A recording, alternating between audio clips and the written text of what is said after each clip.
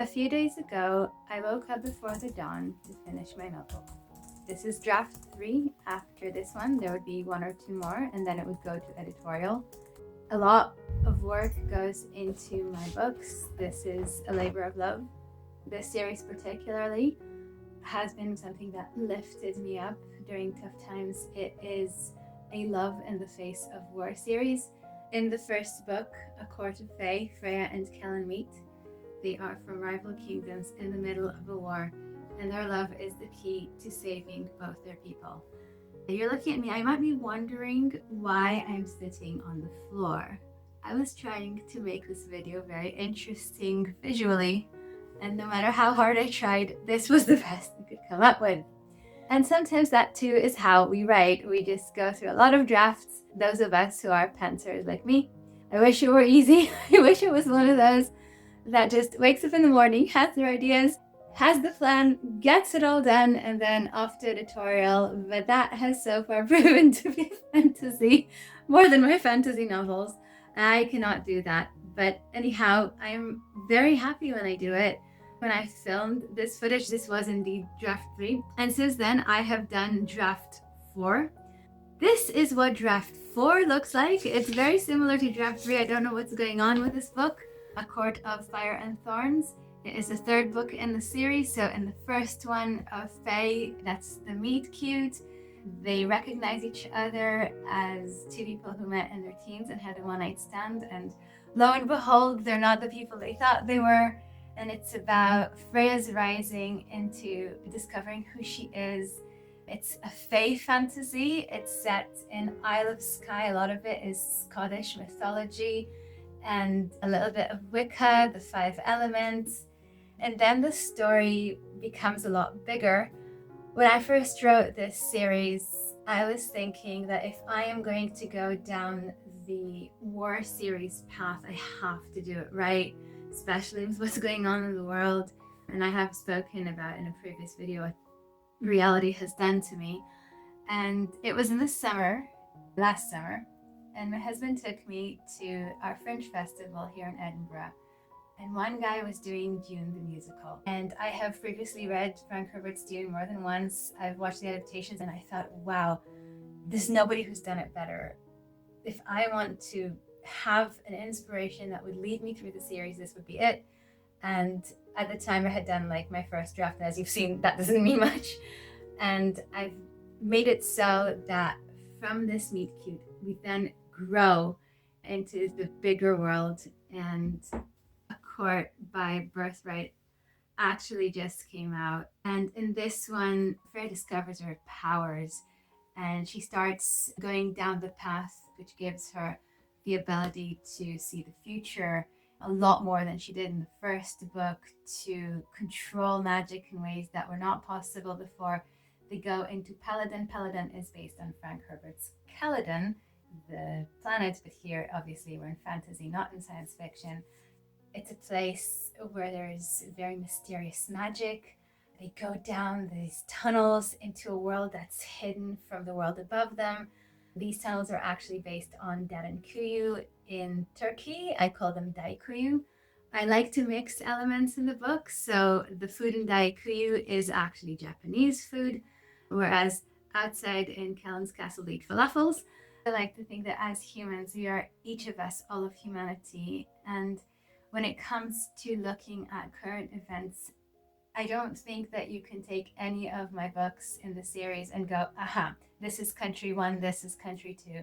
It takes a lot of time per chapter. I think in draft 1, it's about 3 hours. Draft 2 is about another 2.5, and each one of those is another hour per chapter. My first is usually on my phone, a 10-pound keyboard that I could just take with me because the phone's always with me. And I thought, let's take a 10-pound technology. That way, if I lose it, it's just 10 pounds.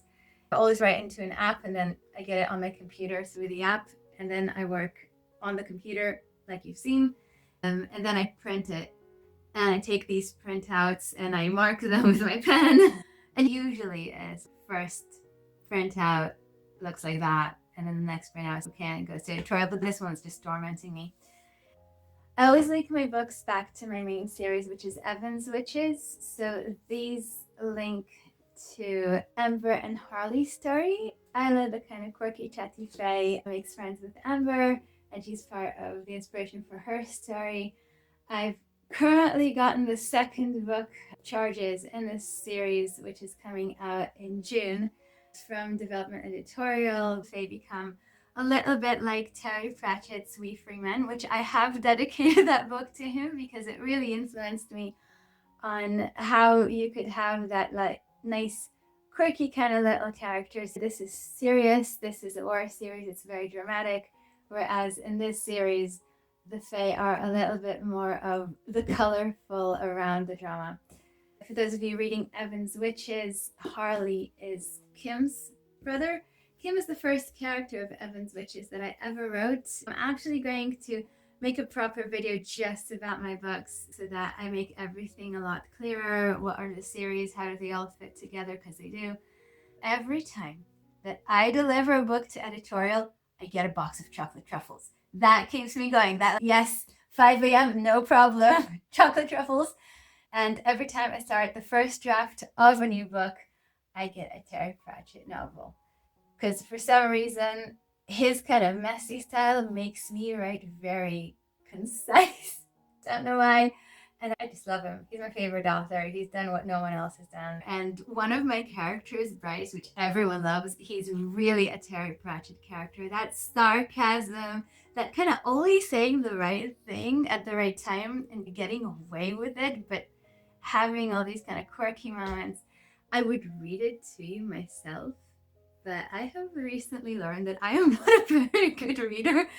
Even AI does a better job, which is something that I'm going to start doing on this channel. I will bring you proper readings from my book with images. That's the next plan, so stay tuned for that.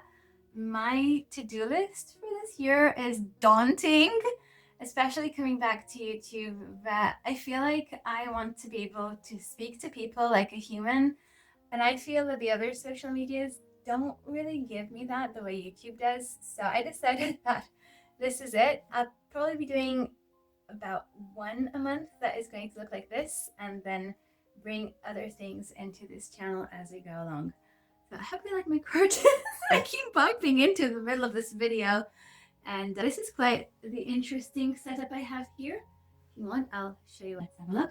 This is a cauldron that I didn't know was Wiccan because it's got the 3 legs of the triple goddess. I'm actually not Wiccan, but I am very appreciative of everything that I have learned, specifically from a certain author. Thank you, Vivian Crowley. You are amazing. And while I was reading her, I got really interested. This is an actual Wiccan cauldron. It's got the 5-pointed star, which symbolizes the 5 elements, which are a big part of the books. A candle, everything's full of dust. I need to get in there. A little sand clock that I got when I was a teen and we were traveling as a group. I really like this bottle. I just bought it at a supermarket and I quite loved it. Candle that my husband bought for me. This gorgeous little clay vase that I found at a charity shop with a couple of nice stones that I carried with me. Little Chinese dragon. Seashells bottle that my husband gave me. A little gift from my son. Yeah, the joys of a simple life. Honestly, I'm one of these people, I get excited when new toothpaste arrives. Wow, I don't have this craze anymore. And I get excited when these arrive in the mail. I'm actually really looking forward to finally uploading the final version of A Court of Fire and Thorns. You've seen me do draft 3. I've just finished draft 4 yesterday. Fingers crossed draft 5 is going to be it. There's not a rule, but yeah, hey, bearing with it. I want to get a good book out there and that's what matters. I'll see you in the next video. Bye.